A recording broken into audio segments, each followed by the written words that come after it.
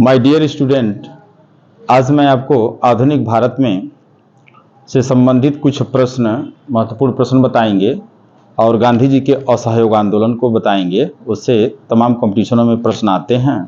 तो आइए हम आपको आज अपने क्लास में, जो कंपटीशन क्लासेज के नाम से है, मोहन सर आपके हैं, उसमें आपको मैं असहयोग आंदोलन के विषय में सामान्य जानकारी दे रहा हूँ। असहयोग आंदोलन, असहयोग आंदोलन, असहयोग ही शब्द ऐसा है जिसमें हम सहयोग की भावना, सहयोग में से और आगे लगा देंगे तो असहयोग हो जाएगा, यानी बिना सहयोग के।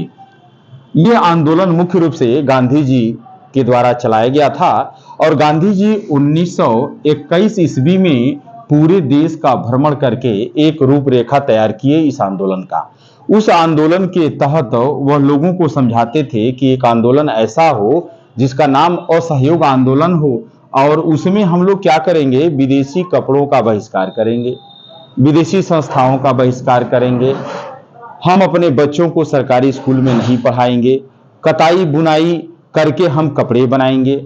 इससे क्या होगा कि हमारे मिल मालिक डेवलप होंगे, हमारे छोटे छोटे उद्योग डेवलप होंगे, आर्थिक रूप से हम लोग मजबूत होंगे। ये सब तमाम बिंदुओं को लेकर के गांधी जी ने असहयोग आंदोलन शुरू किया।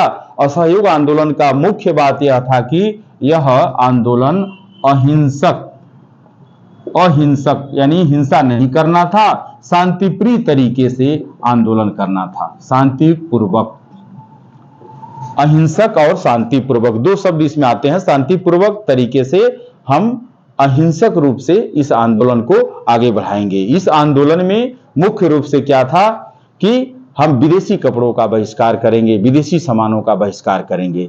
यह आंदोलन, जब गांधी जी एक वर्ष भारत में भ्रमण किए तो यह आंदोलन अपने चरम पर पहुंच गया। आंदोलन में आम जनता जुड़ गई, क्योंकि आम जनता से जुड़े हुए मुद्दे थे। इसमें गांधी जी कहते थे कि आप क्या करिए, विदेशी कपड़ों का बहिष्कार करिए, अंग्रेजी सेना में भर्ती मत होइए, उनके जो म्यूनिसिपल कॉरपोरेशन है, नगर निकाय है, वहां से इस्तीफा दीजिए। तमाम ऐसे पदाधिकारी थे जो इस्तीफा दे दिए, विधान परिषदों से इस्तीफा दे दिए, वस्त्रों की होली, लोग विदेशी वस्त्रों की होली भी जलाने लगे। इसी सिलसिले यही आंदोलन बहुत तेजी के साथ आगे बढ़ रहा था। इस आंदोलन के कई कारण भी थे आंदोलन करने के। एक तो प्रथम विश्व युद्ध के बाद अंग्रेज तब दगाबाजी कर गए, वो धोखा कर गए। भारतीयों के साथ जो उनका सहयोग देने का वादा था, वो वादा से मुकर गए। ऊपर से क्या किए, 1919 में रौलट एक्ट ला दिए, यह काला कानून ला दिए, भारतीयों को थोप दिए।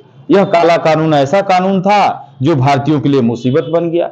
इस कानून के विषय में कहा जाता है कि नो दलील नो अपील, कोई अपीलें नहीं कर पाएगा, कोई दलीलें नहीं थी, कोई सुनवाई नहीं थी, सीधे सजा हो जाती थी।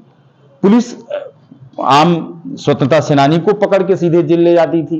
तो इस कानून का भी विरोध होने लगा। तो अब ये सारी प्रॉब्लमों की वजह से असहयोग आंदोलन शुरुआत हुई। असहयोग आंदोलन शुरू में अहिंसक शांतिपूर्वक तरीके से चला था, इसमें जनता उमड़ पड़ी थी। लेकिन 1922 ईस्वी में चौरी चौरा, गोरखपुर जनपद में एक स्थान है चौरी चौरा, फरवरी का महीना था, यह आंदोलन चल रहा था। अचानक यह आंदोलन हिंसक हो गया। कुछ पुलिसकर्मियों के उत्पात की वजह से जो भारतीय लोग थे, जो आम जनता थी, वह उग्र हो गई और चौरी चौरा में 22 पुलिसकर्मियों को थाने में घेर कर जिंदा जला दिया गया।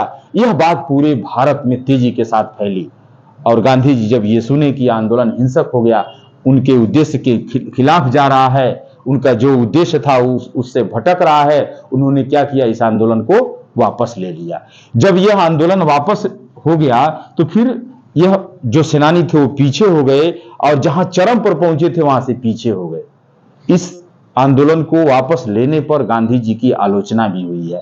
तमाम लोग कहे कि नहीं, यह ठीक नहीं है, गांधी जी को आंदोलन वापस नहीं लेना चाहिए था, क्योंकि भारतीय लोग जग चुके थे और यह आंदोलन हो सकता है कि हमें आजादी दिला देता। लेकिन गांधी जी अहिंसक सिद्धांत था, आंदोलन हिंसक हो गया, इसलिए गांधी जी उसको वापस ले लिए।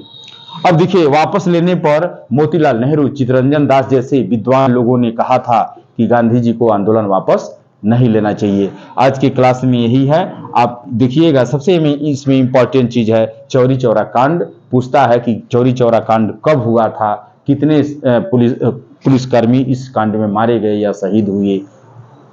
आज की क्लास में बस इतना ही।